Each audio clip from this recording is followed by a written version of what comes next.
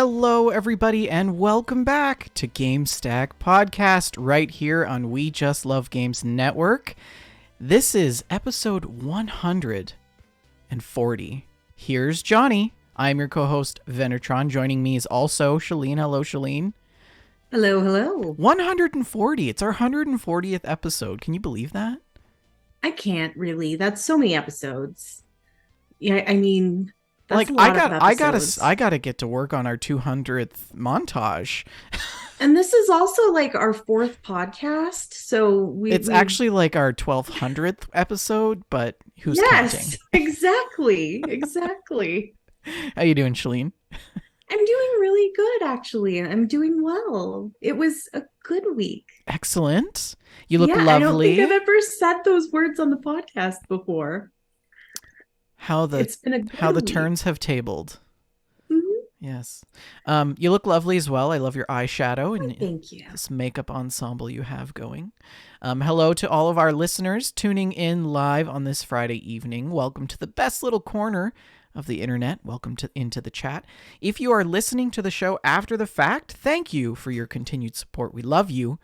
And don't forget, you can always find our shows on various podcast platforms: Spotify, iTunes, Apple Podcasts, Google, iHeartRadio, etc. Yeah, it was a good work. It was a good week for me too. I think I got some good work done. I was pretty productive. It's really weird because I'm in this like reading phase of my degree where I have to do a lot of reading. And it's really hard to remind myself that I'm actually getting paid to read right now because I feel like I'm not being productive. And so I put off reading because... Right. Anyways, so yeah, it was a good week. That makes sense. Got some reading done. Yeah. Gonna go That's for dinner on Sunday and watch some Last of Us with Carlo on probably on Sunday or Saturday. But are you caught up with the show? No, we have 2 episodes to watch. Actually, no, I think we only have 1 episode because the Super Bowl they skipped, right? Or they aired it early or something like that. They aired it early. They played it on Friday instead of Sunday. Yeah. So I'm going to be sad when it's over. It's so good. Yeah. It's so good. That's the next on the list for us. Right now, Arch and I are watching through season 1 and 2 of The Mandalorian since the new season releases in March. Yeah.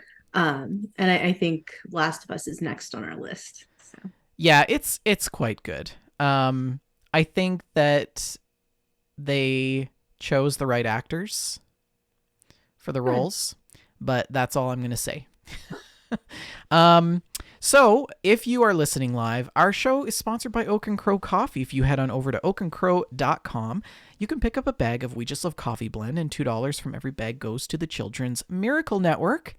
And don't forget to tell your friends about the show. Send them the link. If you also want to get more involved with our community, you can also join our Discord, and Shalene's going to share that information with you. Go ahead, Shalene. Yes, if you would like to join our Discord, you can click the link that's here on our Twitch page. That link is live whether or not we are. So you can visit twitch.tv/WeJustLoveGames 24 hours a day and find that link. Alternately, shoot us a message on social media and we'll send you an invite. And do we have any newcomers to the Discord? We do, yes. Paper Crane Yarns joined the Discord and we welcome them very wholeheartedly. It's been a minute since we've had a new Discordian. I think Paper Crane Yarns is a existing listener. Yes. I think they're somebody who started a yarn business. So maybe it's inadvertent product placement on the show. Go check out Paper Crane Yarns. We support our listeners. You know, that's how Oak and Crow sponsorship started. Yes, of course. So yeah, wouldn't that be hilarious if we had like a yarn sponsorship? A yarn sponsorship. Let's do it. So adorable, stupid, adorable. Oh, Kawaii Banana Sushi is Paper Crane Yarns. Oh, excellent. Well, welcome to they're a long-time listener. They've been with us for a long time. Yeah, Banana Sushi. We do have a jam-packed show this evening. Shalene's going to walk us through all of the latest news. We are going to talk about a special segment that I have prepped up for all of you. I'm going to I'm going to update you on the stocks. As well, we have some mail to open and a bunch of screenshots and stories left over from our backlog, or shall I say, shot stack? Maybe. And then we'll cap things off quite nicely with talking about what we've been up to lately with our gameplay. So let's hop right into it with this just in. Oh, I don't think the bumpers are working. Okay, I can insert them in post. Take it away, Make Shalene. a note of that, studio producer, please. Thank you. So first off, as always, we'd like to shout out to Joseph Tao. We appreciate so much all the work that you put in to help us compile the news every week and make sure we don't miss anything. Mm-hmm. I wanted to start off with a That Fallout segment. It's been a minute since we have one of those. But we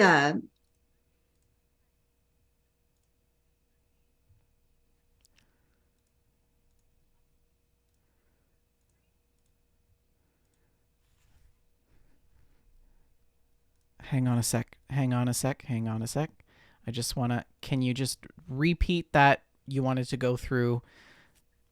Sorry. Yes. So, Shalene, I have to.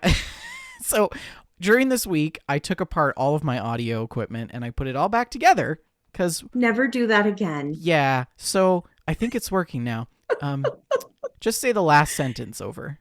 Yeah, I don't remember what it was, but I wanted to go through the latest Inside the Vault, which is the Fallout 76 weekly update. There was a lot of new information about what's coming to the game. And I know there are still a lot of you out there playing regularly, so I wanted to just give you guys this update. And of course, one of the biggest items of news is that the Mutation Invasion update is on the way. This will be arriving on February 28th. That's next Tuesday from the date that we're recording. These are the same mutations that happen in daily ops, and they will be found in all of Appalachia as part of public events. So mutations will increase the difficulty of public events and give you challenges to maybe change up your per card loadout and your play style, but you will be rewarded for it. From February 28th to March 21st, at the top of the hour, there will be a mutated public event. And if you complete the mutated public event, you will get a mutated package as a reward. These packages include meds, resources, ammo, a 3-star legendary item, and chances for rare plans. And of course, I've talked ad nauseum about the spreadsheet and the search for the rare plans. Some of these are incredibly difficult to come by. Archon, of course, has been on a quest to learn all the plans for years now, and there are still some he hasn't been able to get. And really? He plays a lot. Is there anybody out there that has all of the plans? I wonder. Yes. There is a whole Discord group of people who do this. I believe they're called the Plan Collectors. Oh my god! Yeah, and there's crazy. Let me tell you some backstory about the Plan Collectors. There's like this shadowy figure who is the Plan Mule, and he has a copy of every single plan, and every single obtainable plan, and you can arrange a meeting with him to compare what plans you have and like take screenshots so you know what you're missing. And it's been like a year now, I think. Archon had a meeting with the Plan Collector, and he's like, Shalene, can you get on right now? I have a meeting with the Plan Collector, and he's agreed to see you. He's addicted. Oh, that's so good. So scared of offending the Plan Collector. It was really funny. It's really good. But yeah, this is a great thing for giving us some other chances to earn some of these rare plans. Some of them have drop rates of like 0.0023% for doing certain events and stuff. And of course, if you have 3 Fallout First members participating in the mutated public event, then you get a mutated party pack for all of the participants. And those are similar to mutated packages, but they include additional rewards. And that is, there will be 3 weeks of mutated public events, and then they will return for a week at a time at the top of the hour for a week. Wow. Um, And so you've been yeah. chipping away at this. Have you just started? Well, the Oh wait, mutated it's only events the haven't started 24th, yet. right? This starts Yeah. on Tuesday. Yeah, it starts on Um, Tuesday. can we just take a moment and acknowledge that it's also Fallout's 25th anniversary? Yeah, this year. 25 Isn't that years. wild? I'm Mm, just seeing that on their website. yeah. Um, yeah, that's Um, amazing. I wonder if they're going to do and anything special for that. they did some things earlier in the year. I don't recall if we reported on that or not, but um, they did a few things Mm, earlier in the mm, year. In brilliant. addition to the mutated public events, there is some new stuff coming to daily ops, which is very exciting. I feel like that's part of the game that's been stale for quite a while. So they've added some new locations, new rewards, a new enemy type, and a new mutation. You can now fight aliens in the daily op, new locations, including the Capitol building, Garahan Mining Headquarters, and Morgantown High School, and a new mutation called reflective. Enemies will periodically enter a reflective state that reflects back some of the damage done to them. And they mention in this opening sentence that there are new rewards, but they don't say what those new rewards are. So I'm hoping for some new plans or new armor types or something, because I'm still playing daily ops pretty regularly when I play, and it's disappointing that there's really nothing I can earn, by playing them. So it's just kind of being there to be there. They also detailed season 12, which will launch alongside this update on February the 28th. And season 12 is called Rip Daring and the Cryptid Hunt. I think you would love the aesthetic of Tell this. me about it. Tell The me about it. art style is grand. It's like this big game hunter thing. And among the rewards, there's a bunch of hunting lodge style stuff. It's really fun. It kind of reminds me a little bit of um sort of the dwellings in Skyrim and other things, but Mm-hmm. it's really fun.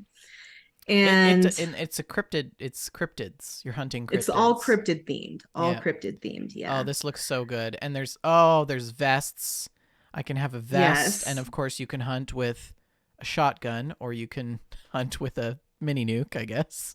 That's There's all great. kinds of different camp items and decorations. There is a new ally named Brother Steven, who is, I believe, a Mothman priest of some sort, and some new camp items and new weapon skins.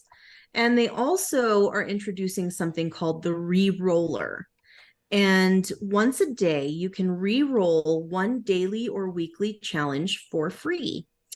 And the challenge re-rolls can be claimed for free on the season board or purchased in the atomic shop. You can use as many as you like. Re-rolled challenges have the chance to become an epic challenge, which offer even better rewards for completing it. And I feel like this is something that they've come out with as a response to Oops. complaints about challenge types.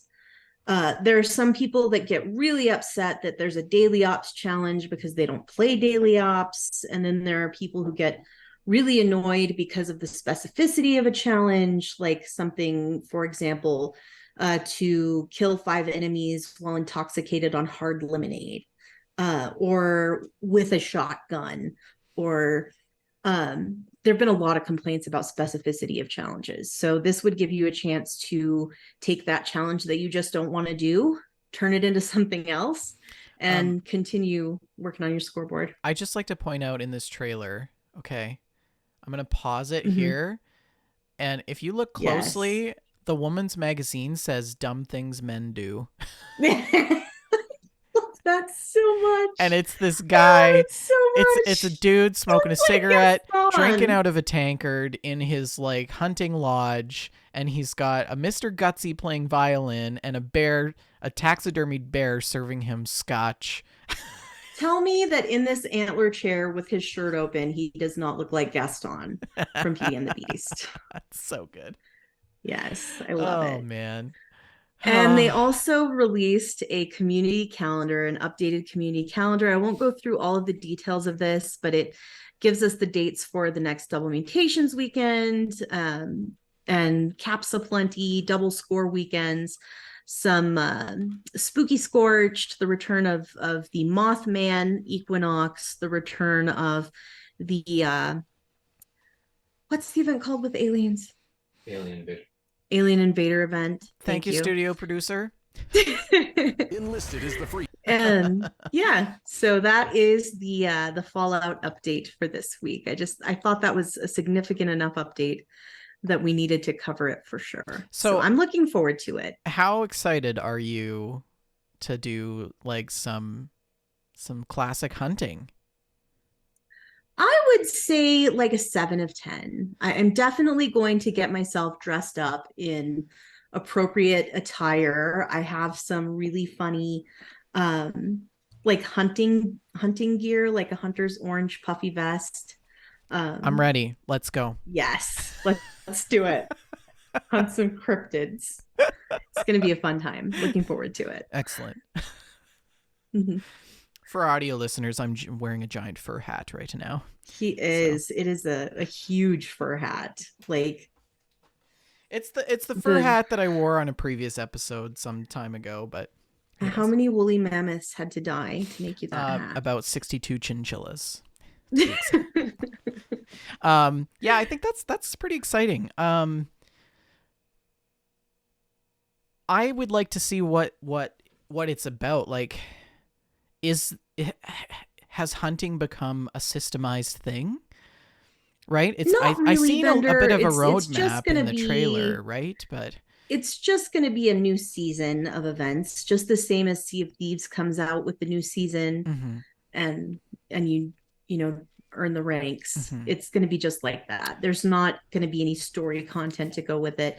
There are usually some radio plays, but that's about as much as you get in terms of lore to go with the seasons.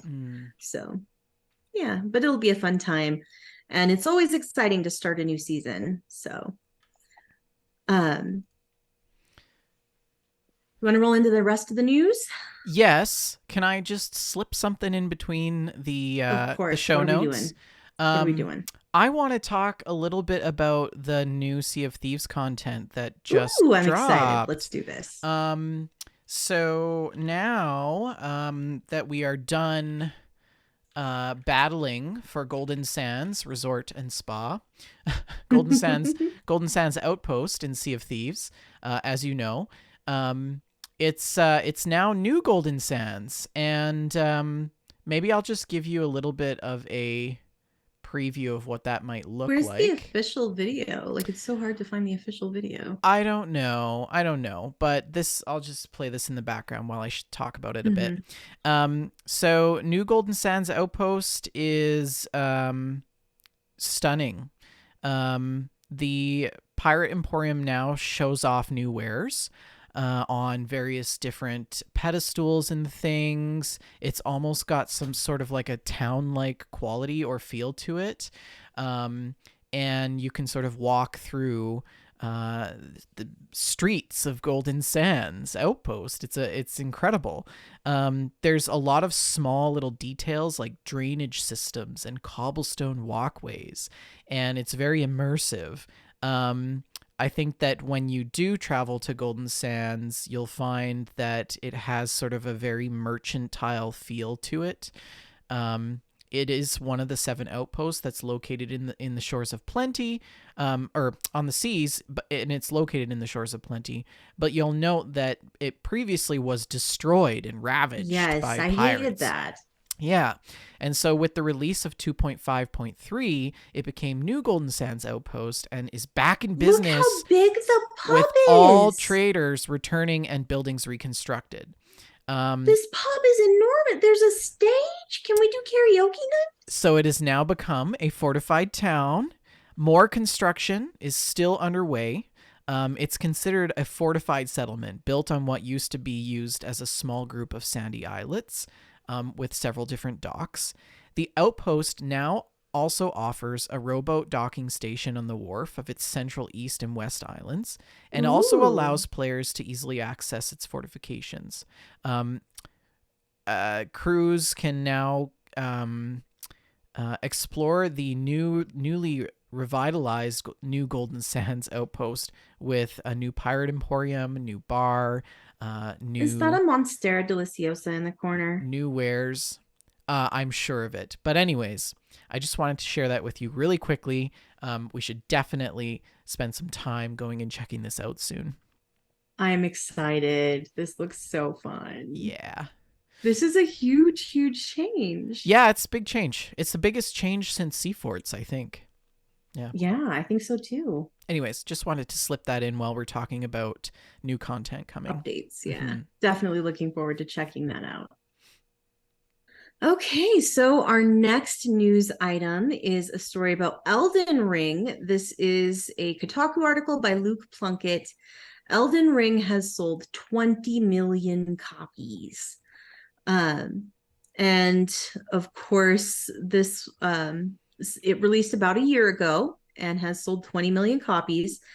And one of the reasons why this article was written was not just to emphasize those huge sales numbers, but to emphasize the fact that this game is just, it's a tough action RPG. It's a single player experience, and this is a huge demonstration to publishers that a game can be financially successful without being a games as service, without taking up all of our time. You can make a game that you play and finish, and there are no microtransactions, and there's no DLC, there's no season pass, there's no skin packs or micro purchases. There's nothing. It's just a classic style single player. You buy the game and you play the game, and the whole game is there. And that type of model is still successful. It can still be successful. This is a huge evidence to that effect, and I really Oh, I think this is that's a good thing. I think this is noteworthy because, I can't remember a Mhm. last it's insanely impressive considering Mhm. that it's a Souls-based game. Yeah. And that Souls-based games are still more or less considered very niche, right? And Mhm.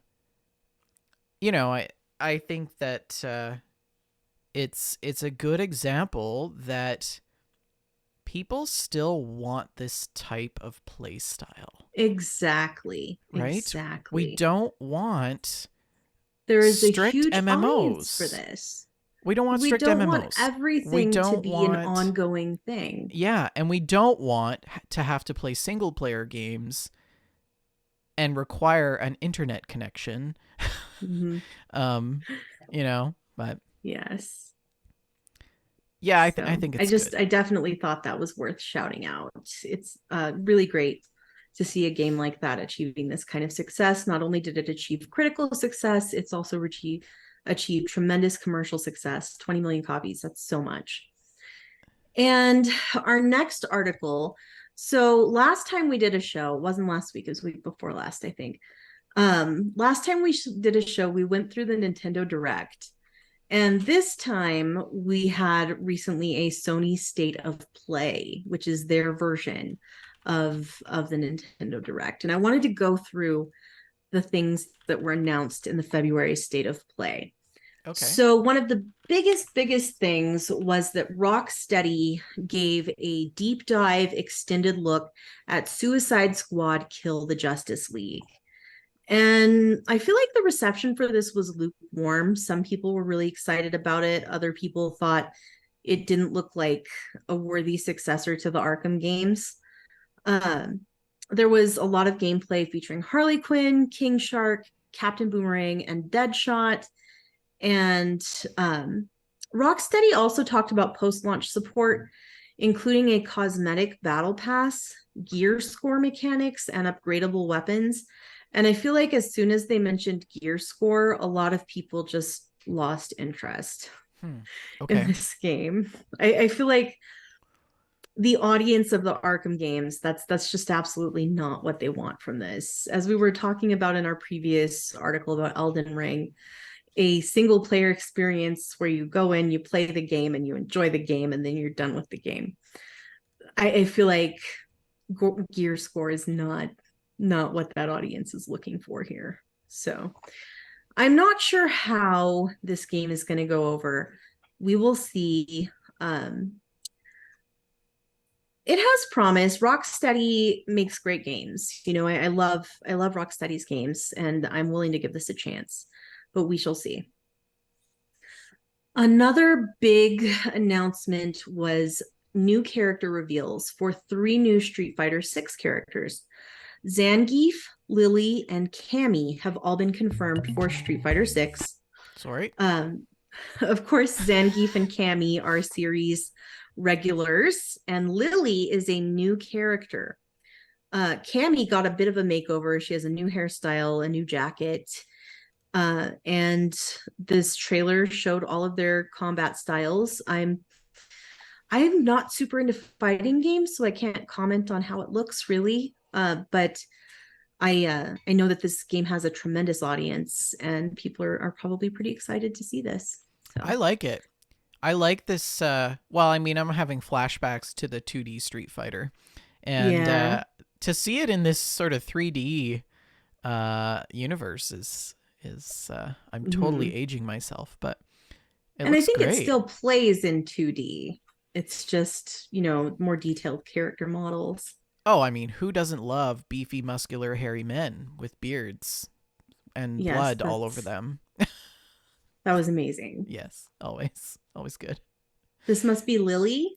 Perhaps, yeah. You want to just Yeah, keep she looks rolling? like a bit of a flower child. She's calling the wind. She has some fabulous fringe on her jacket and her earrings. Big fan. Um, yeah, yeah. Street Fighter looks pretty good. Carlo loves Street Fighter. I wonder if, well, he doesn't have a PlayStation, so, but Interesting. I don't know if it's a PlayStation exclusive, so I really, mm, I don't know. But moving on, the next one was Baldur's Gate 3. This game will be launching on August 31st, and Baldur's Gate 3 looks pretty amazing. It looks like it's going to be really something special. Um, the trailer showed off various classes, shots of the multiplayer, and combat. It is set for release on PlayStation 5 and PC. I find it interesting. This one's not coming to Xbox, but it's definitely a game that I'm interested in. This is on my radar.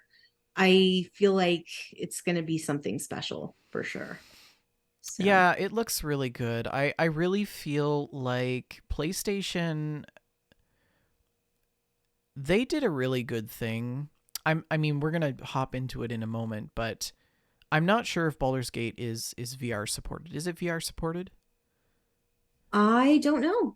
Don't I think don't so. think that it is, but I just want to acknowledge that we're going to be talking about some of PlayStation's VR games as well in a bit here. But this is Man, the one of the character creator is so this deep. is one that I would like to see. Yeah, but it looks really good.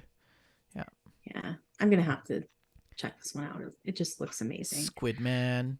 I Sorry. believe he's called the Mind Flayer. Uh huh. The new Resident Evil 4 trailer confirms the return of Mercenaries mode. There was a new look at Capcom's upcoming Resident Evil 4 remake, and the Mercenaries mode is a classic feature from the original game.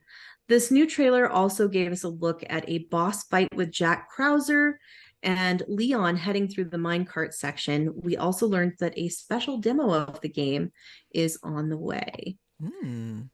Yeah. And Bungie has revealed a new Destiny 2 Lightfall launch trailer ahead of next week's launch. Uh, it looks good. I haven't played Destiny 2 in quite a while, so I'm completely detached from what's going on in the story, but it looks good. It looks pretty good. And Sony revealed 5 games that are heading to PSVR 2 in 2023. If you'll give me just a moment here. The Foglands was one of these games, a roguelike and open world survival simulation Green Hell, an FPS called Synapse, Journey to Foundation, which is based on the Foundation book series by Isaac Asimov. This is the first I'm hearing of that, and that Uh-oh. makes me Sounds like you're getting a VR headset. I mean, I still don't even know if am one of the people who can use VR. I know like 1 in 6 people can't use VR. I've never tried one. But I really enjoyed that book series, so that makes me excited. If And you do try VR, what I recommend is don't jump right into a totally immersive game. Right. Get an app on the headset that's like meditation in trees and like ocean. Because if you jump right in, it's gonna be a lot to handle. But I was just talking about VR. I think it's worth mentioning that the Sony has sort of cornered the market in terms of VR. Like, there's no other console that we know of that's out on there consoles that has a VR headset, and they're now into their second edition. I think the VR2 and the VR3, etc. They've got to keep going with it, because they could potentially have a monopoly on VR headsets. That would be pretty awesome, because the Quest 2, I'm following with interest. The Quest 2 is like not that great. Actually, it's terrible. Really? It's like really low quality. It's not something that you're gonna want to get into if you're wanting to play games, because it's not really built for that. Patches the Dipstick says, "Oh, that sounds cool. I loved the Foundation series. I always knew I liked you, Patches." Yeah, Netflix is pretty good on the VR headset as well. Like, you can go into like a movie theater and it's like a giant movie screen. It's pretty cool. And then of course all the 360-degree videos that are available on YouTube and through other apps and things like that are amazing. I have an app on the Quest 2 called The Wanderer, and you can go anywhere in the world and drop yourself on a spot and just like look around. So it's pretty cool. When I was going to Copenhagen, I actually visited the hotel and I went through the streets to sort of like familiarize myself, so I didn't freak out when I got there. But I think Sony's onto something with their VR headset. The HTC Vive is really good quality. Like, I think that's what Rick has. Okay. But it's a huge cost. Like, it is. It's like $1,200 to $1,500. So, and most of the VR headsets require a lot of space, and as you can see, that's not something I have right now. yeah. So, anyways, but back to the state of play. The developers of Tetris Effect have revealed a new project called Humanity, which shows a spirit-like dog leading hundreds upon hundreds of humans in Lemmings-like fashion. And there is a level creator tool in this game, so you can make and share levels. This one will be on PS5, PS4, PSVR, and PSVR 2 in May. And open world game Chia will be launching into the PlayStation Plus Extra tier this March. It looks a little reminiscent of The Wind Waker. It's an exploration game. And that's that, March 21st. Goodbye Volcano High is coming to PlayStation 5 and PlayStation 4 on June 15th. This is a coming-of-age narrative game, and the trailer shows off some narrative conversations between the characters and some rhythm sections as you play through band practice for the main player's band. Naruto X Boruto Ultimate Ninja Storm Connections has gotten a new trailer. I always get a little thrown off with the Naruto. I never know how to say it. Naruto sounds like some sort of like stir fry dish or something. Oh, you're making Naruto? Yes. I love Naruto. It collects the Ultimate Ninja Storm series and reconnects them into one story And there's gameplay of the battle between Naruto and Sasuke that you can see in this trailer. There is a new trailer for Digital Extreme and Airship Syndicate's game Wayfinder. That is an upcoming action RPG where you work together with friends to push back a hostile force that has taken over the world. There is this trailer features some combat and a massive boss battle. So, Wow. very over the top type stuff. So, that's what we can look forward to for the next few months with Sony. And so last time we talked about that Nintendo Direct, and one of the things that I got really excited about was the Metroid Prime remaster that was announced and also dropped on the digital store the same day. I was very excited about it. I decided to wait for a digital copy. A physical copy instead of buying a digital copy. And the physical copies were set to release on the 22nd. That's 2 days ago. Okay. And unfortunately, there were not enough of these games made and sent out to stores. People are reporting that stores are selling out almost instantly, and it's just really, really hard to find a copy. And they're actually so rare that they're being scalped. People are picking them up. The base price is $40. People are selling them for $100, for $140. And it's just been ridiculous, just ridiculous. So hard to get a copy of this game. I actually sent Archon out in search of one today, and he wasn't able to find one. And then I saw this article about how scarce it is, and I felt really guilty for sending him out looking for one. Oh, But gosh. yeah, I may break down and buy the digital copy because I really want to play. I was kind of set to play it tonight. I want to play it tonight, but yeah. No carts to be found. But you know what else is selling really, really well? Hogwarts Legacy. Oh, yeah. Hogwarts Legacy has sold 12 million copies in 2 weeks. Yeah. They have earned $850 so far. $850 million so far. People don't care about politics, Shalene. That's what we're learning. Yeah, people are not. Yeah. That's, yeah. I mean, we had this discussion are we on the last surprised? episode. Are we like surprised? we don't have to. Is it maybe that they would have sold like 24 million copies?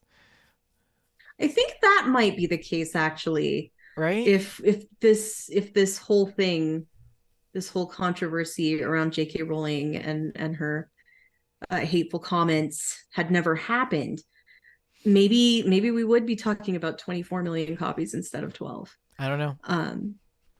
I know a few people that know that I play games have brought up the fact that they're playing this game to me, and I feel like they're not super well informed. I feel like they don't know about the controversy. They're not aware of that. That's not on their radar. Right.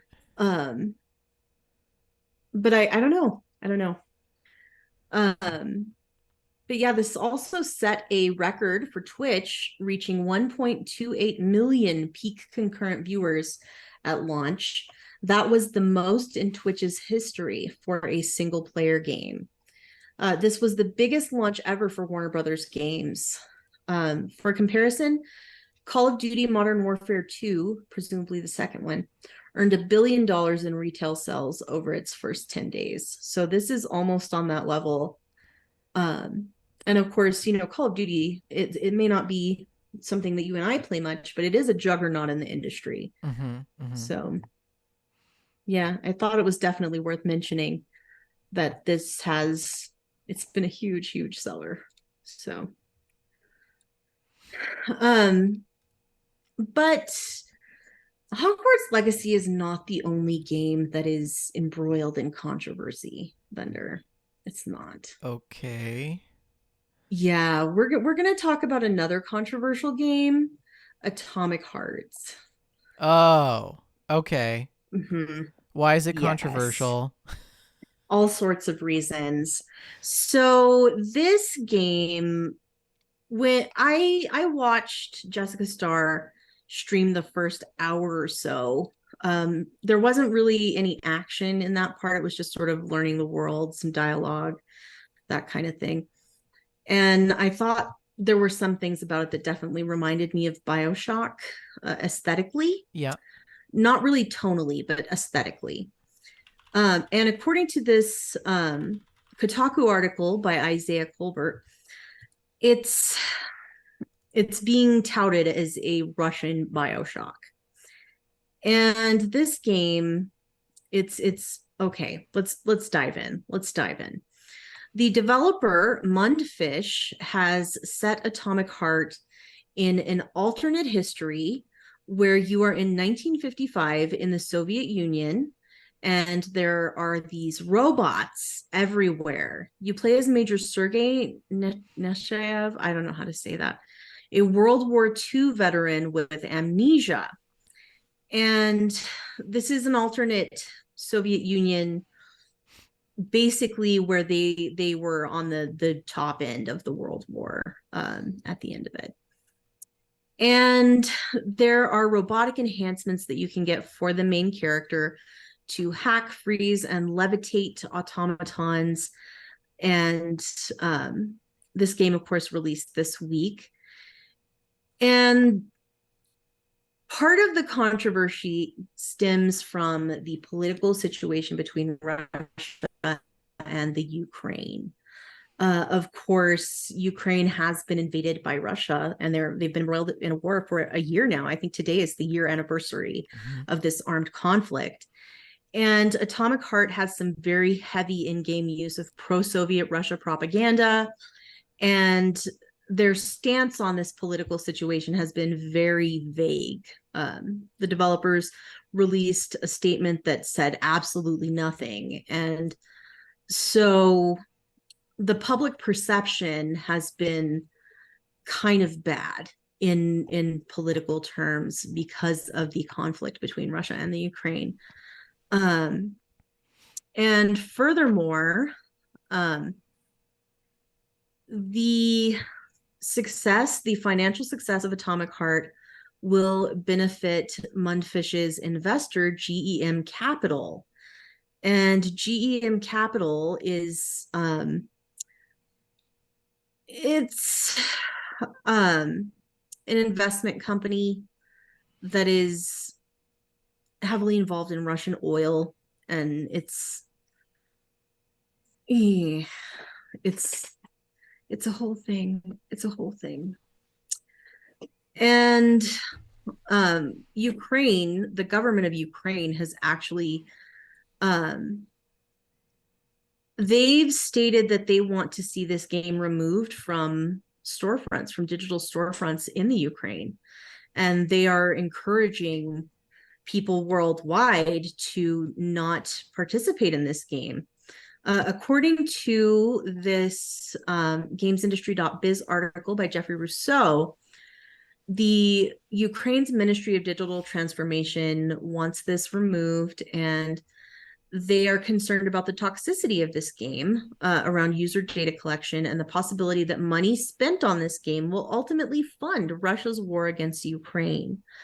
The ministry sent a letter calling on Sony, Microsoft, and Valve to ban the FPS from their platforms. And in a statement to PC Games Network, government officials said, according to media reports, the game's development was funded by Russian enterprises.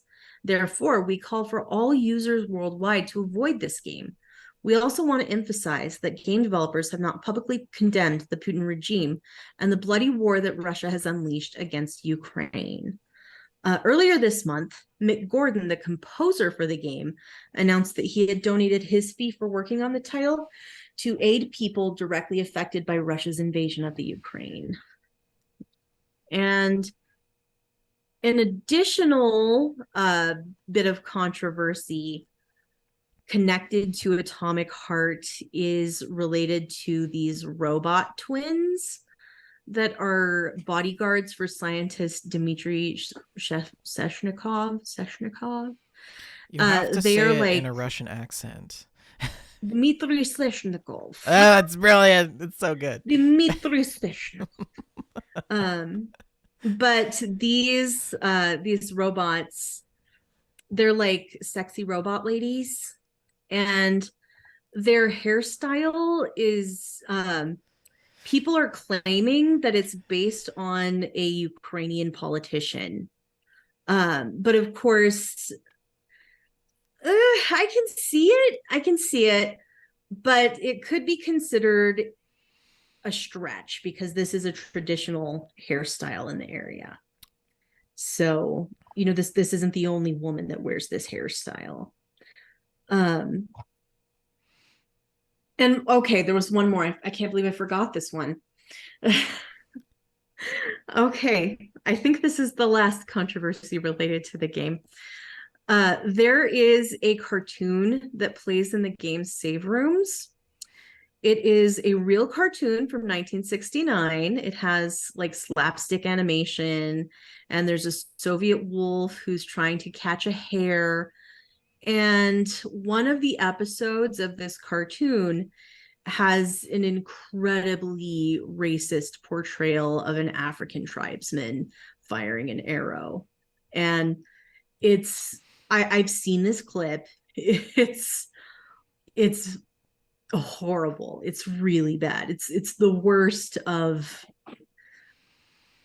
it's the worst of racist portrayals of yeah, it's really bad. It's Well, now horrible. I gotta see it. Oh man.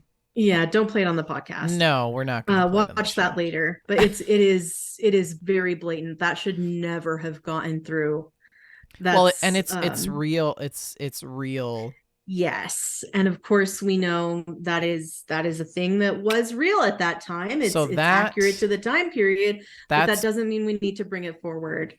that's That's something that probably should have been left Mhm. in the 1960s forever. Let it die there. And yeah, So so Shalane, there is so a lot of controversy behind this game. that that last piece is probably the only thing that they could get sued for. Probably, yeah. Because the hairstyle is, you're right, it's a traditional Ukrainian hairstyle. Mm-hmm. If you look at like Shumka dancers, that they all have that hairstyle. So you can't make a basis that Right. that it's specifically targeting That's as somebody. loose of an argument as the Lindsay Lohan GTA lawsuit. Yeah, exactly. And yeah, I don't know. I mean, racism in video games, there's no place for it. So Mm-hmm. I think that's a gross misstep on the developer's Yeah. part.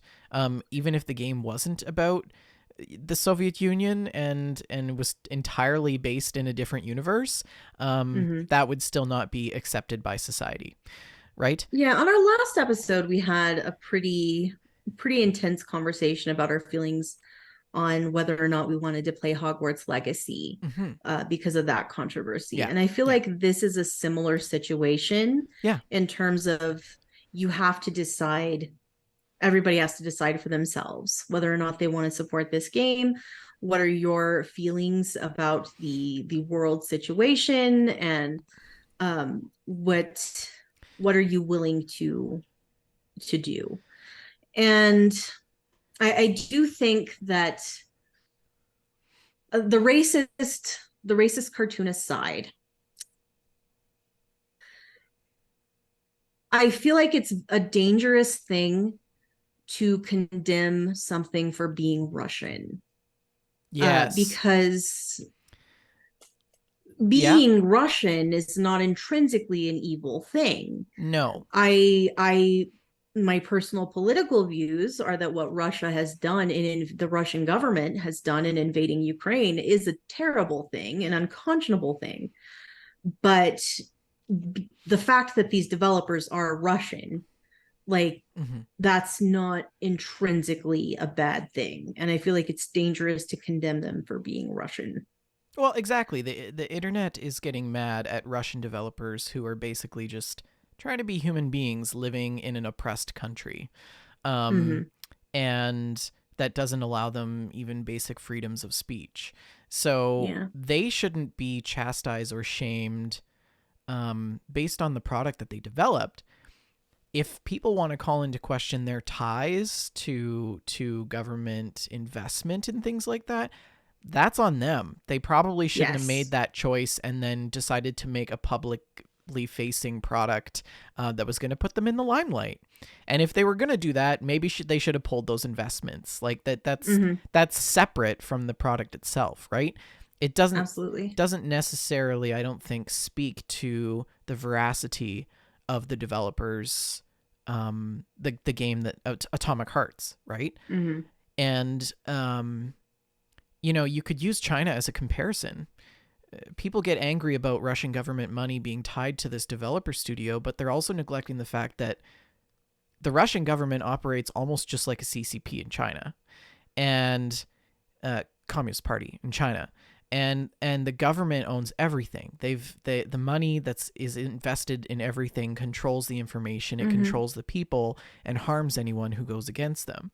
And something that's come up again and again on this show is the fact that Tencent, a Chinese company, is heavily invested in basically the entire industry. And we play their games too. And we should also note that the US and Canada and other countries buy products from China.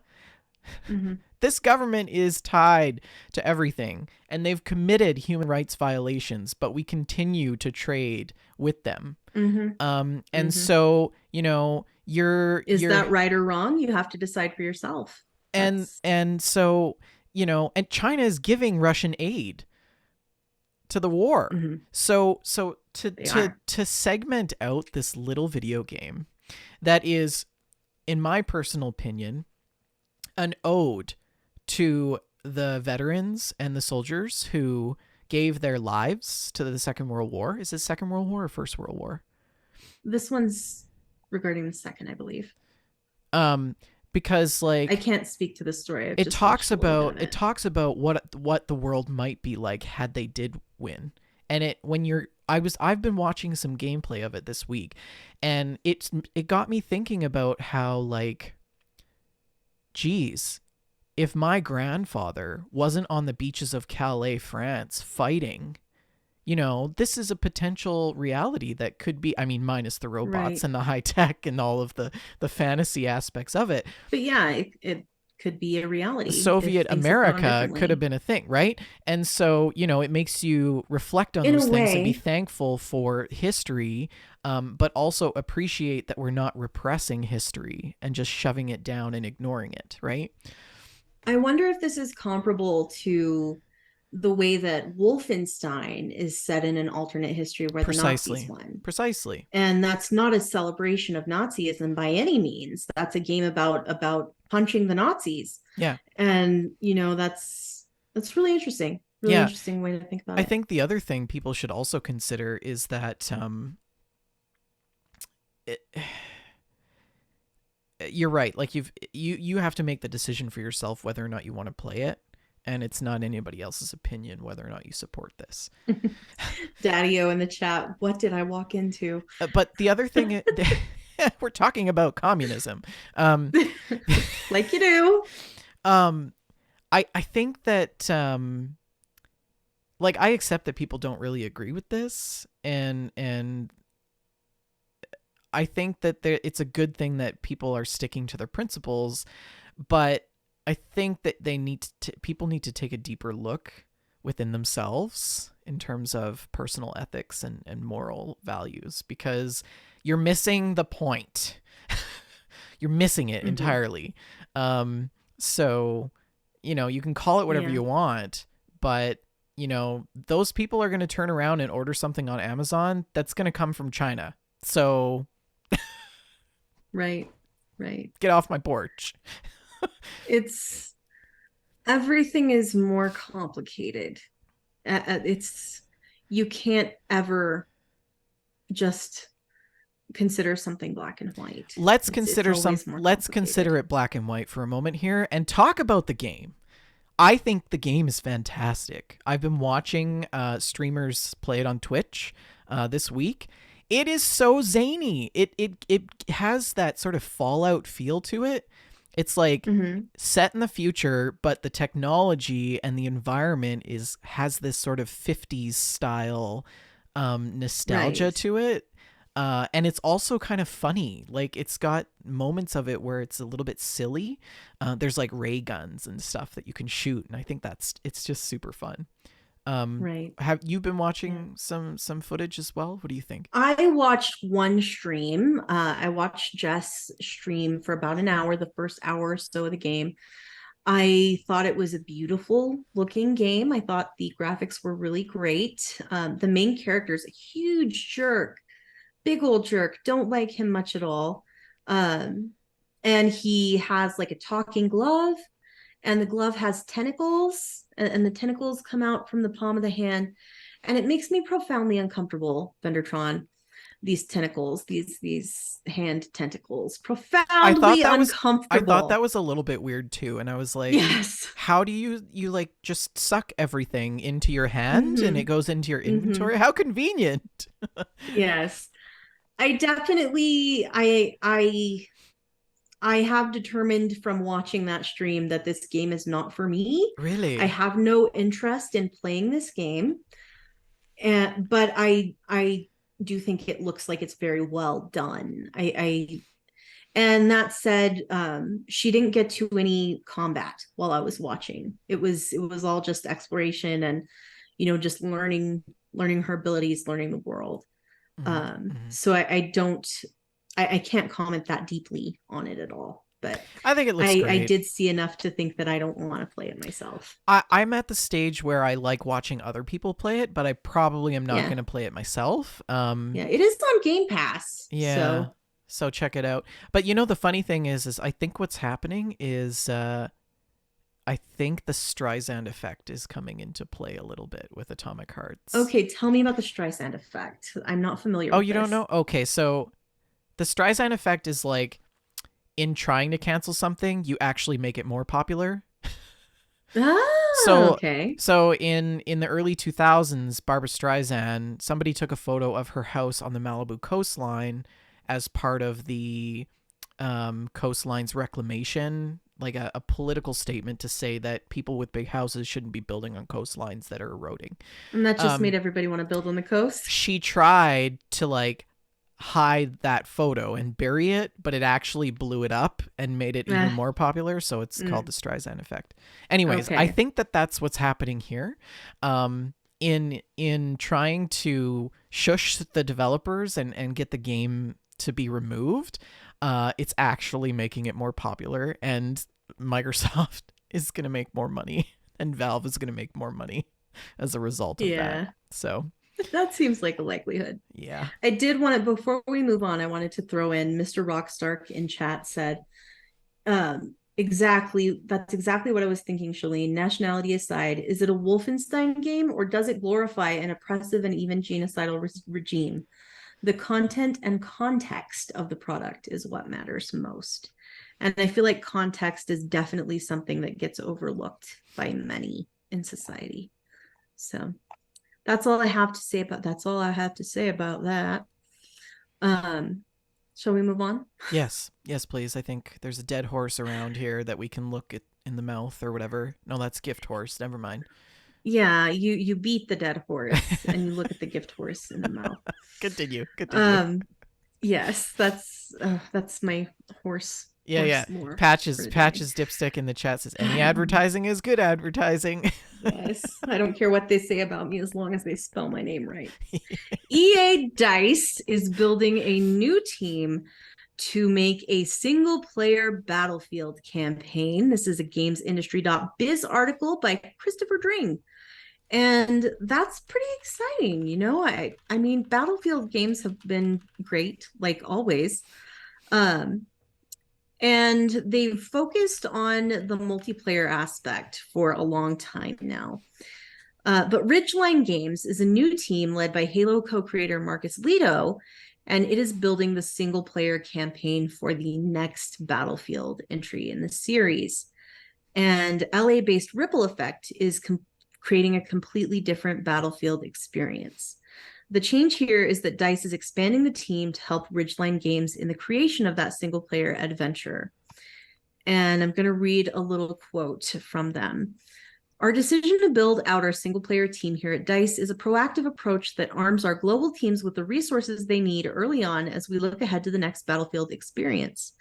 We have an immense amount of strength and opportunity within our 3 global studios, with each team bringing their own set of deep franchise experiences. Now, we are able to expand opportunities and benefit from new talent that will help Ridgeline write the next chapter for the franchise. And I think that's exciting. That's definitely something to look forward to. And we have one final article today. I want to talk about this just briefly. Microsoft has signed a 10-year contract to bring Xbox games to Nintendo consoles. And this was announced via Twitter. Yes, by Brad Smith, Microsoft's president and vice chairman. The tweet announced that we've now signed a binding 10-year contract to bring Xbox games to Nintendo's gamers. This is just part of our commitment to bring Xbox games and Activision titles like Call of Duty to more players on more platforms. We don't have any more detail than that, really. I feel like a large portion of why this happened is to make it a little bit harder for Sony to say that the Activision merger is an antitrust issue. Because if they can say, hey, look, it's not going to be only on Microsoft consoles, Nintendo's got it on the Switch. 10 years. I feel like that strengthens Microsoft's argument and weakens Sony's. I'm not sure that it should, but I think it will.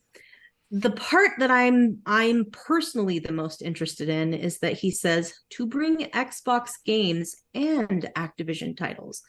What are these other Xbox games? What does that mean? Are they going to put Game Pass on the Switch? Can I access my Game Pass games on the Switch? Can I earn achievements from my Switch? That's what I really want to know. And I'm looking forward to learning more information about what this deal entails going forward. And I won't go into any more depth than that because we've already gone pretty far into the news, into the weeds. So let's move on to your special segment, unless you have some commentary on Microsoft and Nintendo. No, I mean, it's interesting to see that they're playing in the sandbox again together. I don't know what this means. Yeah. Is the world just going to be Nintendo and Microsoft running everything? I mean, I feel like Nintendo, Microsoft, and Sony have become that meme where like it's Cyclops and Jean Grey like making out in the corner, and that's Xbox and Nintendo. Yeah. And then Wolverine is sad by himself in the corner, and that's Sony. Yeah, my Crendosoft. Mm-hmm. Yeah. Okay, special segment. So I have been watching The Last of Us. I don't have a bumper for special segment, and even if I tried to use it, I'm not sure if it would work right now because all my cable. Anyways, so Carlo and I have been watching The Last of Us. Have you watched The Last of Us, Shalene? I haven't seen it yet. Okay, so these are just so if you have watched Last of Us, you know that it's actually most of the show has been filmed in Canada. And in fact, most of the show has been filmed basically in my backyard. There's most of the filming locations have taken place in the Rocky Mountains in the Canmore-Kananaskis region, as well as Calgary, and then also in Edmonton, which is where I live. And it's really cool to be able to watch the show and see some of these scenes, and the scenes are places that I've walked, places that I've driven, places that I've been on and like spent time in. So I actually found a really great article put together on Atlas of Wonders by Ramoon. And it's a compilation of all of the different filming locations. So I thought, as a special segment, I could walk you through some of those filming locations and sort of share that with you.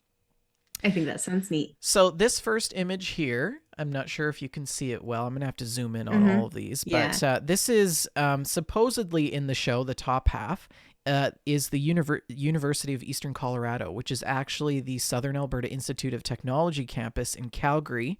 And this building specifically is the Biomedical Sciences building. And that interior was also filmed at Mount Royal University in Calgary. This image here is of downtown Edmonton. I'm not sure what street this is. I can't tell you off the top of my head, but you'll notice in the background is our legislature building. Right. This is our provincial government building where, all of the political garbage happens that doesn't get us very far. And in the show, this is the street that they walk down. Look at that. Towards the Parliament buildings in the background. I wonder how much of this is practical and how much is CGI. So the vehicles, from what I know, the vehicles and the buildings, of course, minus the damage and things like that. But the cobblestone road is also a thing. That's a cobblestone street that's there. That is so cool. Yeah. So it was really cool. This image here is of, let me see. This is of downtown. It's supposed to be downtown Austin, Texas, but it's actually filmed in Fort Macleod, Alberta, and it's an old antique store on 2nd Avenue next to Don's Barbershop, and it has historically served as a watch repair shop in really Fort Macleod. This image here is of, let me see here. This is of the Empress Theater, which was renamed Monarch for the plane crash shot. And it's almost the same route that the Ectomobile took through the streets of Fort Macleod in 2021 for the movie Ghostbusters Afterlife. That's cool. Yeah. And then I have a shot here. This is an image of Pedro Pascal carrying someone through a diner. And this scene was actually filmed at Evelyn's Memory Lane Diner at 118th 4 Avenue Southwest in High River. High River is one of the most northern cities in Alberta. It was also High River was also featured in the Netflix zombie apocalypse series Black Summer.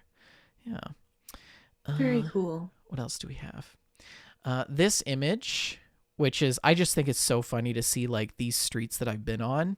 And there's like an American flag. This is like your commute to work. There's an American flag. This production set is in the Ramsey neighborhood near the Stampede Park in downtown Calgary.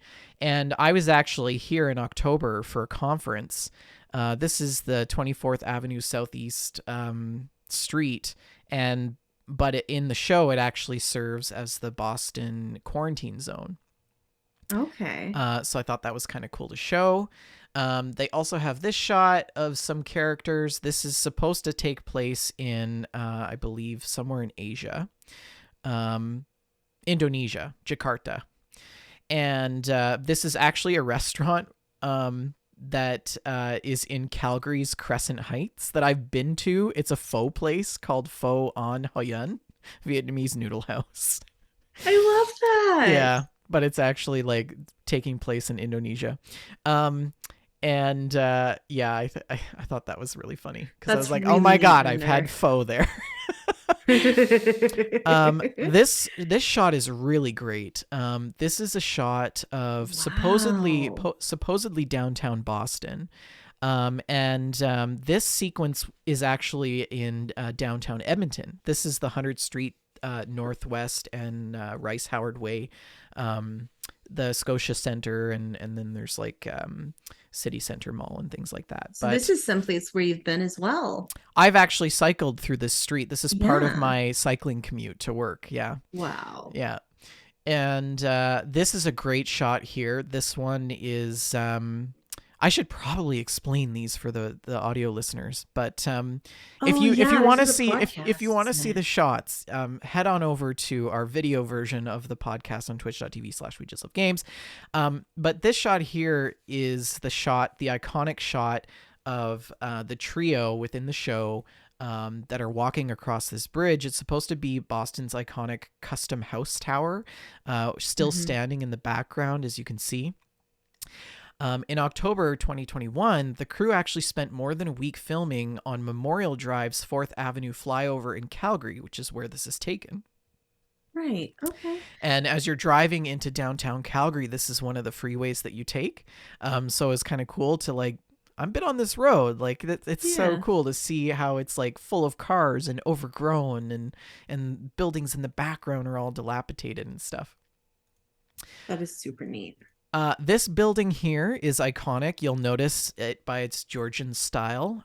This is supposed to be the facade of the Bostonian Museum. And this is also located in southwest Calgary. This shot here is of the Kananaskis region, Sheep River Falls. That's beautiful. In Kananaskis, yeah.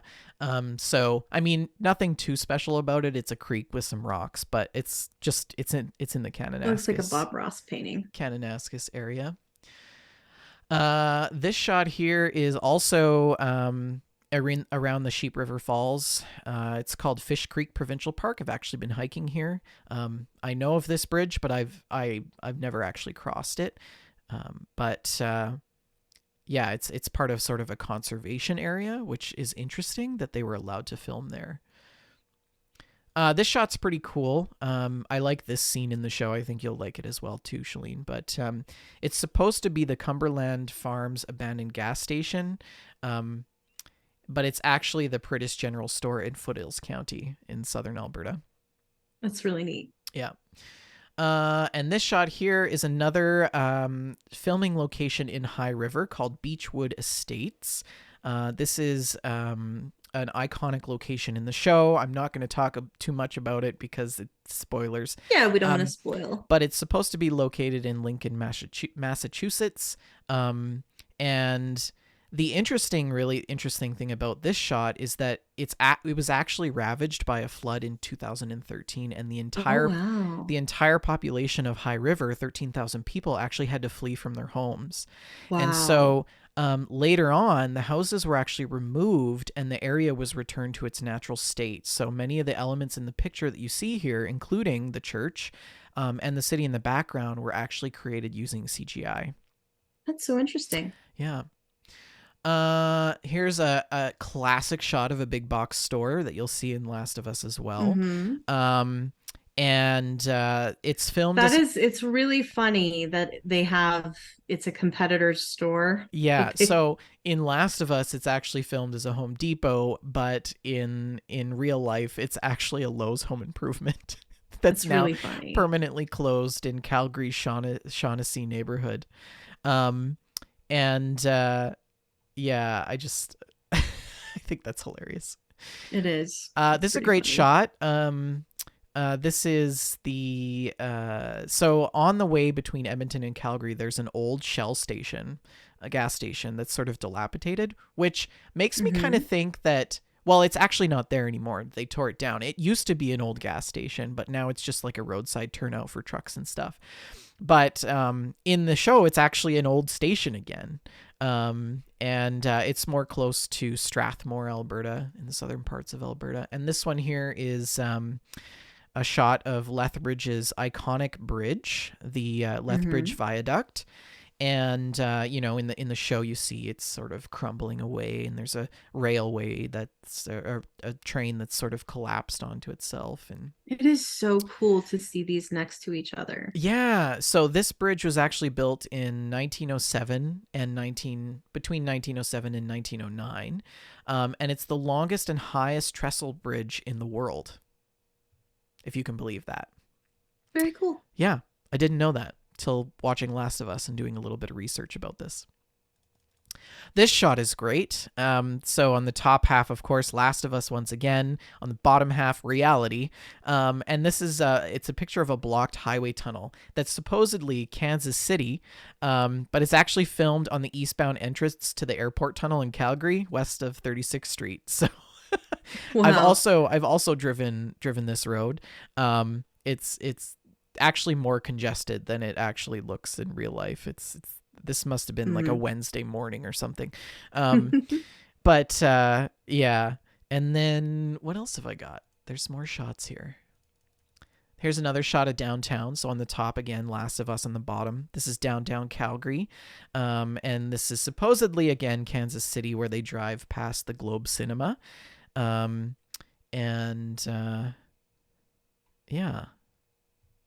Another shot here. So neat. Another shot here of this is also I'm not sure where this was filmed actually. It doesn't say in the thing. This is supposedly sort of like a major site and detention center in the show, but it's actually filmed in once again Calgary. Here's another shot again, Calgary. Actually, no, I think is this Edmonton? No, this is Calgary. Yeah. So this is the Bell Block building on McLeod Trail in Calgary. It is so neat seeing these superimposed. If you're listening to the audio version, I'm sorry. We're sorry. This is that audio segment. Yeah. But you should check out our YouTube channel, youtube.com/WeJustLoveGames, or the Twitch archive, twitch.tv/WeJustLoveGames, and see these contrasts. They're worth having a look at. This one's really great. It's shot in a neighborhood. This is actually in Calgary's northwest region, in the Rosedale area. But it's beautiful, beautiful historic homes. And you can see in the background, it's where they filmed. This classic motel called Ranchland Motel. It's actually the Ranchland Inn in real life. But it's a 2-star accommodation in Nanton, Alberta. This is a great shot of a cabin. This is somewhere in the foothills in the Rocky Mountains. They didn't actually specify exactly where, but there's a lot of like abandoned places. And then this shot here is of a giant dam. This is actually the Horseshoe Falls Dam in Kananaskis County. And it's pretty cool because as you can see, the glacier water, it's quite blue. That's how you can tell it's in Kananaskis. Here's another mountain shot. This is in Canmore, Alberta, which is a great place to go if you're ever looking to stay in the mountains at a reasonable price. But it's actually supposed to depict Jackson, Wyoming. I had another shot in here, Shalene, that was like iconic, and it was supposed to be included in there, and it's not. So I'm going to see if I can scroll and find it here, but it's of the parliament, or it's of the legislature. It's like a close-up of the legislature, but I'm not sure if I have it. Oh, here it is. I'll just throw it up on so you can see it here. Oh, wow. Look at that. So yeah, that's amazing. Isn't that cool? So this is like really neat. The close-up of the legislature building, and gosh, it is so cool seeing it all ruined like that. I know, right? Yeah. So we joke now like that, like this is what the legislature actually looks like in real life now that there's a conservative government running. Bender. Anyways, that is Last of Us Alberta edition. So if you are listening to the show and you want to see some of those images, we do recommend that you pop over to our Twitch page, twitch.tv/WeJustLoveGames, and check that out. Let's hop into the stocks. I'm going to run the bumper. Oh, I think it's working now. So these prices are in comparison to 2 weeks ago, actually, our episode on GameStack podcast. Sony closed out at $82.71, down $7.41 since our last show. Microsoft down $13.88, closing at $249.22. Nintendo down 48 cents at $9.59. Take-Two down $1.80 at $109.30. And Activision, actually, playing it up, going up $1.37, closing at $76.82. Ubisoft down $1.42, closing out at $21.36. EA closing at $109.77, down $2.03, and Tencent at $43.60, down almost $5. So everything is down a lot. Yeah. In the last 2 weeks. Microsoft stock particularly down almost $14 in the last 2 weeks. Yeah. I would like to comment. I do have those 3 Nintendo stocks, or it's more than 3 now because they split them. So I guess it's 15 Nintendo stocks now. But I got a little notification telling me that that was a 52-week low for Nintendo. Wow. Yeah, Bad times. It's bad times for everything. Yeah. I'm not sure what's going on, but it's also been kind of a bad year for games. 2022 was just not a very, we didn't see a lot of great. I'm inclined to disagree with you. I feel like there were some great games. Okay. 2022. Yeah. But sorry, go ahead. No, that's all I was gonna say. That's the stocks. DDT. Yeah. Okay. Shall we open up some You've got mail. mail? Yes, let's. So there wasn't really anything new posted in the mail stack, but there was a post from RTZ13 that I wanted to talk about that he made in the general gaming channel. RTZ says, I'm probably the least knowledgeable when it comes to Nintendo, but on other podcasts, I have heard worries on how much more the Switch can handle. Do you think that the announced titles in the Nintendo Direct from 2 weeks ago smell next gen enough that they'll release some new hardware this year? And my answer to that is no. I don't think we're going to get any new Switch hardware this year or anytime soon. I don't think that new hardware is needed for a lot of the first party software. I feel like the Switch only really struggles when we're talking about third party games. I feel like if it's Nintendo stuff, with the exception of the recent Pokemon games that apparently had some tremendous performance issues, I don't think that games like Tears of the Kingdom or the new Kirby or anything like that are anything that is going to tax the system too terribly. And that's the mail stack. Oh, okay. Let's. Oh, I don't have screenshots queued up for our screenshots and stories, but let's talk about what the community is playing. I wish that I would have submitted a screenshot for this because I did take a bunch of screenshots, but maybe Shalene, if you could help me through this. I will play this first one. We have a video from Vexinator. And they said, I was exploring Hogwarts at night for a bit, and then I heard humming, was not expecting this reaction. And I'm just going to go to the B-roll and play the clip for you with some audio. Okay, so Vexinator has cast the Revelio spell. This actually looks pretty good. Like, it's very Hogwartsy. I love it. Okay, I'm assuming that the humming is coming up here. Okay, so we're just exploring the castle in our stylish hat.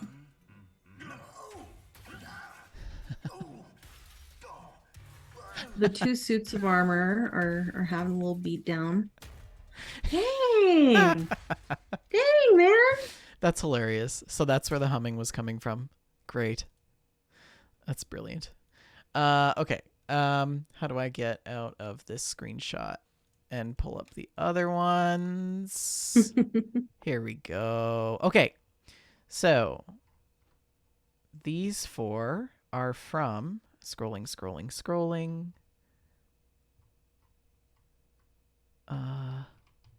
This is a Ghost of Tsushima screenshot. This is Mr. Rockstark, and okay. He says, I see a handful of people in the past have posted multiple images, so hopefully this is okay.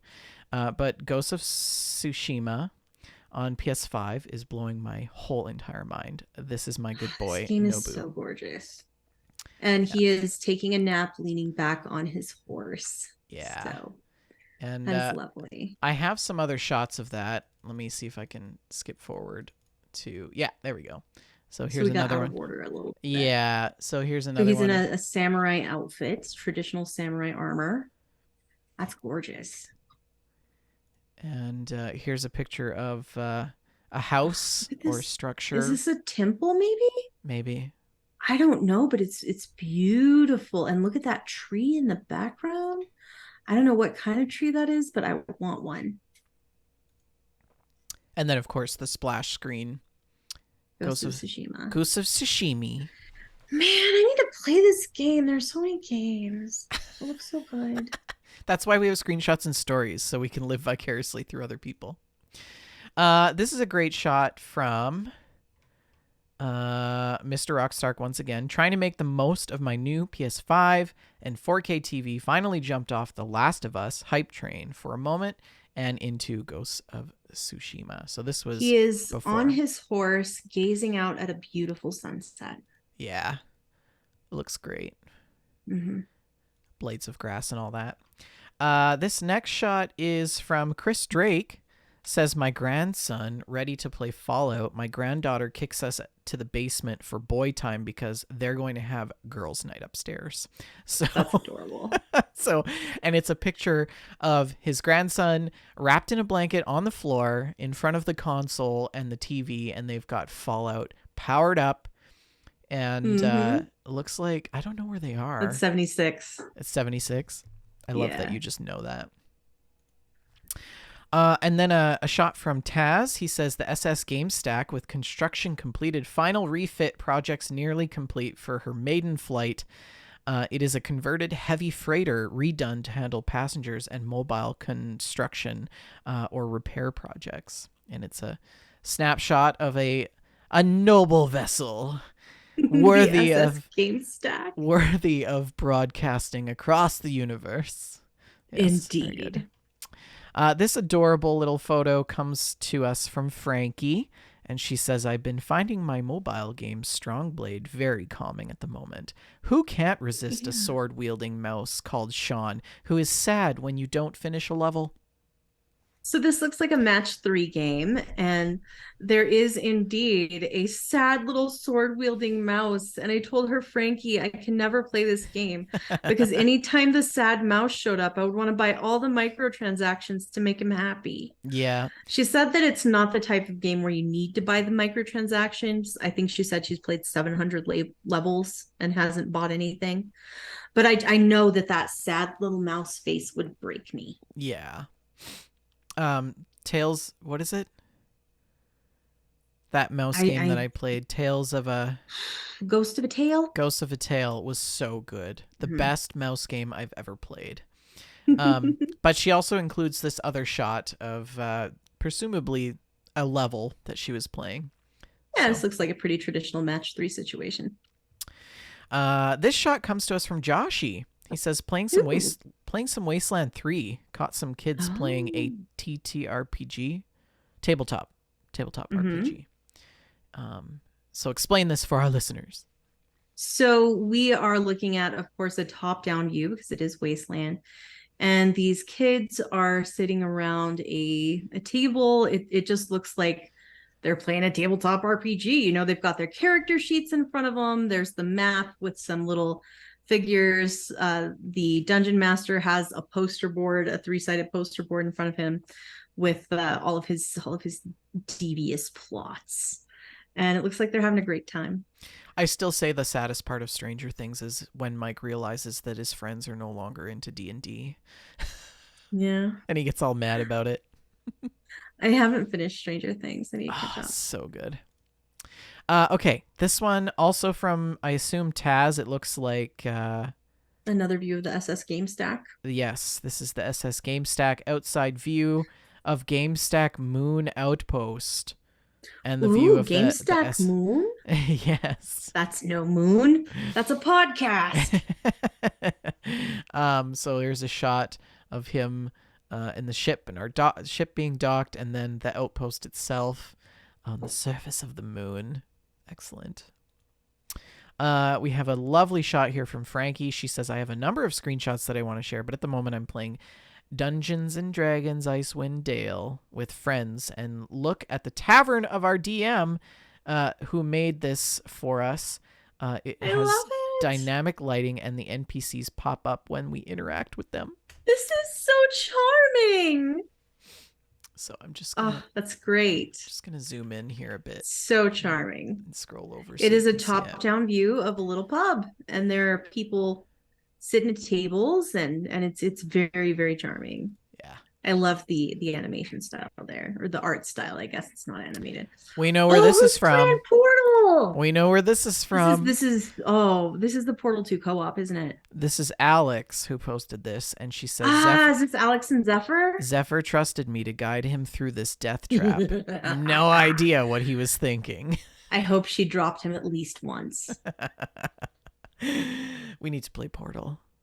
And then a couple shots of our studio in our moon base. Shalene From Taz. Says once the glass dome was finished. I know he's the only one winning the challenge, by the way. Just pointing that out. Well, to be fair, I haven't posted any podcasts in a couple weeks. So yeah. I mean, that just means people had 2 weeks to get their stuff together. He says once the glass dome was finished, host seat were upgraded to command chairs, giving full control of the system.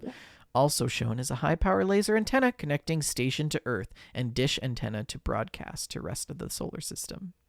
I am a fan. I like it. Wow. Oh, here's our fancy chairs. Look at that. So fancy. This definitely... I like that I get to be in the middle. Yes. Yeah, of course. Shalene sandwich. Yeah. And that's it. That's it for screenshots and stories. How can people submit their screenshots and stories to us? You can submit your screenshots and stories to us on the Discord. Just visit our Discord server and you will find a channel called Screenshots and Stories. Just drop them in there. Post your screenshots, tell us a little bit about them, and we will share them on the show. It's one of my favorite segments to do. Yeah. Well, we know the listeners have been playing. Man, they've been so busy. I've been actually playing quite a bit as well. Let's hop into what we've been playing. So as you know, I've been making my way through Cyberpunk.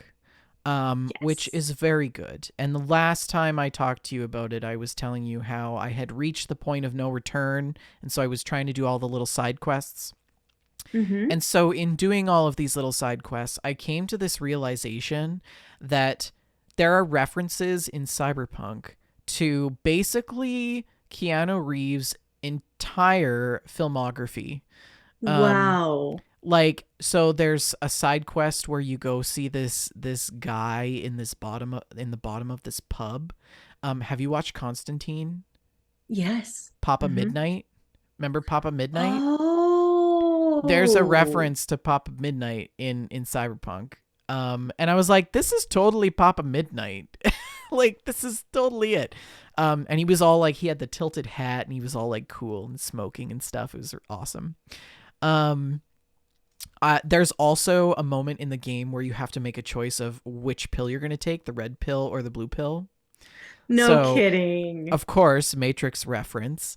But perhaps the biggest reference in the game that I never actually picked up on, and I'm surprised I didn't pick up on it sooner, but the entire backstory or the main story of the game is all based on Johnny Mnemonic. Have you watched Johnny Mnemonic? I don't think I've seen that. So Johnny Mnemonic is this movie that Keanu Reeves did back in the 90s. And it's all about this like hardware tech that he has implanted that's making him sick. Okay.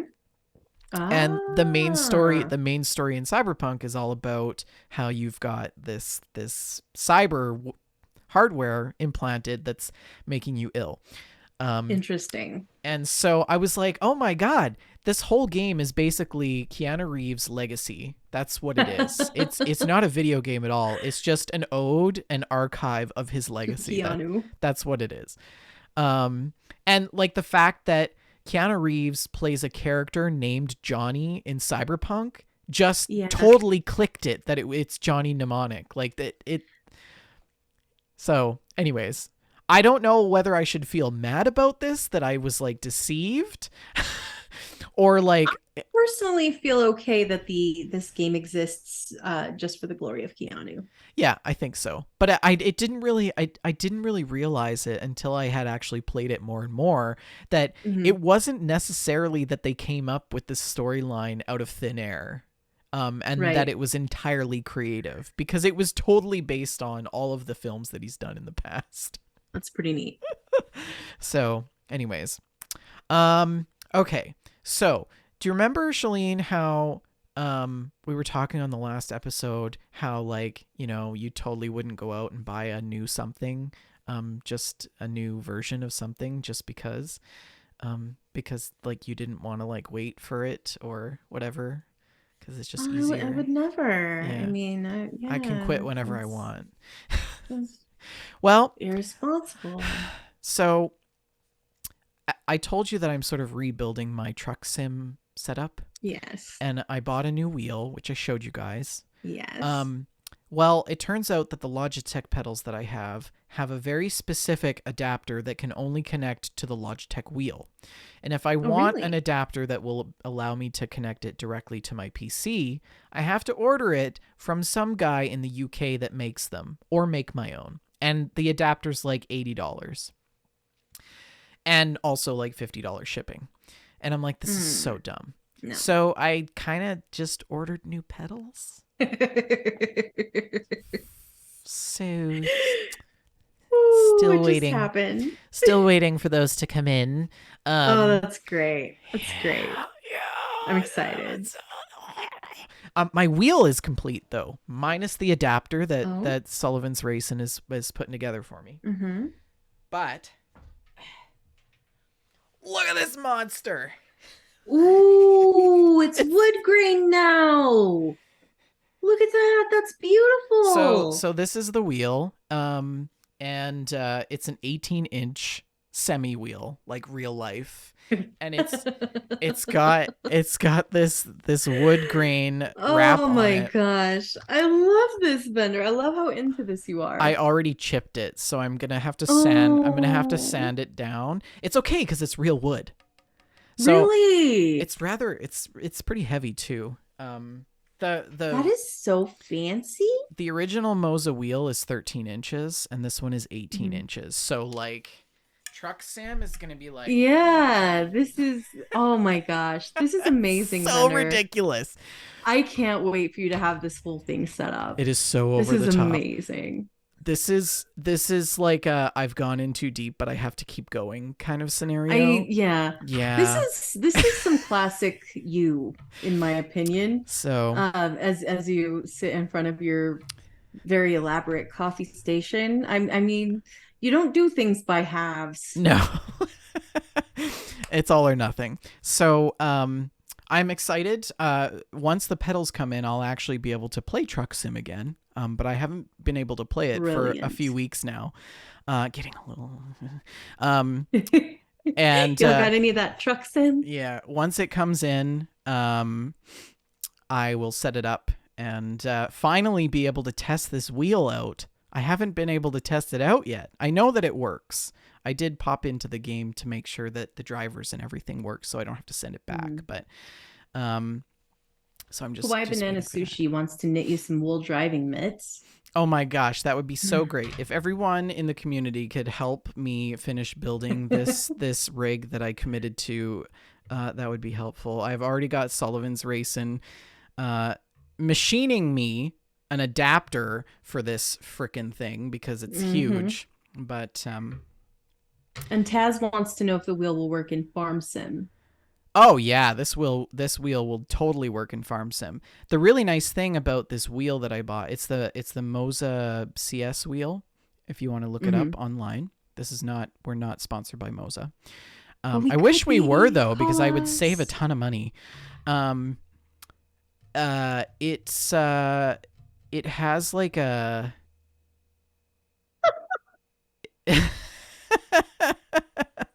get a full-time virtual trucking job. Basically, Rockstar in the chart says vendor stressed about being an actual PhD candidate. Also, vendor gets a full-time virtual truck driving job. yeah. Well, I mean, we have to cope somehow, right, folks? Oh man, that's It's called brilliant. GameStack, right?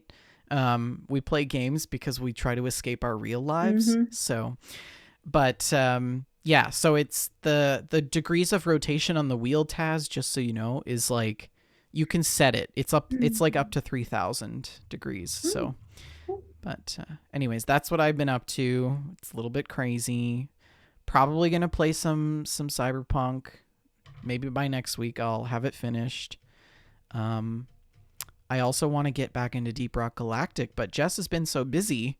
And Hobbit's computer is still a steaming pile of smoke. So, Poor Hobbit. so I haven't had anybody to play a Deep Rock with. And Sea of Thieves has new content, so hopefully we can hop into that eventually. Definitely. Hopefully soon. What have you been up to, Shalene? Well, this week marked the return of Foshnaut to Fallout 76. I don't remember the correct way to pronounce it because I've been pronouncing it silly for so long. Fashnashed. Foshnash. So, vendor, I got serious about Foshnash Oh this no. year. Did you buy masks online or something? Please tell me that you. No. But I have run so many parades this week. You have no idea. I wake up in the morning to go to work and I start a parade. And No. yes. You're addicted. And while I had a long weekend and I was on every single hour for the parade, I had to stop and sleep. So Archon helped me like force my controller to stay awake. So Oh these rare no. masks, the drop rates are ridiculous for the rare masks. I've gotten a few of them, but there are still, I think, 4 or 5 that I don't have. And by yesterday, I would say, I felt quite done with Vashnacht, like quite done. I had Okay. had enough. But today I kind of feel like, you know what? Maybe I'll run Foshnosh all weekend. I have a problem. I think it's my favorite of the Fallout 76 time limited events. I love it. I love the little robots in their little masks and the way they look before they change into their masks. And I love the Foshnacht song. Do do do do do do do do do do do. It's so good. It's so good. And yeah, I'm hooked on collecting all the masks, and I thought I was getting out, but I think it's pulling me back in. So we'll see how that goes. And I've also been playing Tetris on the Switch Virtual Console, the Game Boy version of Tetris. Ah, the classic one. Yeah. The best version of Tetris, in my The opinion. only The valid version. absolute, yes, the finest version of Tetris. Tetris in its purest form. And I was watching Jess's stream of Atomic Heart, and I thought, I'm gonna play some Tetris while I'm watching this. And I played what I think may have been the worst 2 matches of Tetris in my entire life. I haven't played Oh. Tetris that poorly since I was like So you've gotten a 8. bit rusty, is It what you're was telling me. real bad. It was real bad. Okay, tell me more. But it was still very fun. I was just making bad choices and just dropping my blocks in the wrong spots and then Us trying to come making bad back. choices? No. I know, playing great games badly. And of course, I was very excited to jump into Metroid Prime, but I guess that's not happening. So that's my games for this week. I've played a ton of Foshnacht Thunder. I've played I'm so much disappointed that you didn't submit any screenshots. So much Foshnacht. I would also like to point out that the community is also getting into the Fosnaut spirit. Taz posted some Fosnaut donuts in the food stack. So I saw those. check that They were out if you haven't. fabulous. Yeah. Yes. Yeah. I've also been reading a lot of books, so Excellent. I've been on a reading kick. So that's really all I've got for my gameplay segment. I haven't decided if I'm going to go ahead and just download Metroid Prime or if I'm going to try and persevere and get a physical copy. Have you played any of the other classic Oh, Nintendo yeah. since the last time? Oh, no new ones aside from the two that I talked about. Super Mario 6 Golden Coins, Super Mario Land 2 6 Golden Coins. Mm-hmm. Gosh, that holds up. And then just lots and lots of Tetris. So It's much great. Tetris. So much Tetris. Ah, excellent. Well, join us once again next Friday for another fantastic episode of GameStack Podcast. Thank you for listening to our 140th episode. Here's Johnny.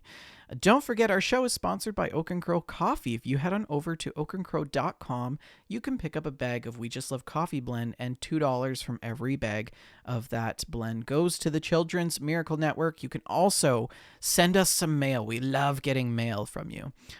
Send us some mail, post it in the Mail Stack channel in our Discord, or you can email us at info@wejustlovegames.com. You can find us on social media, Twitter at We Just Love Games, Shalene at Shalene L, myself at Vendertron N, Facebook.com/We Just Love Games, and Facebook.com/group/We Just Love Games. And if you want to join the Discord and you're listening live right now, you can scroll down right below Shalene there on the left-hand side is the link to the Discord.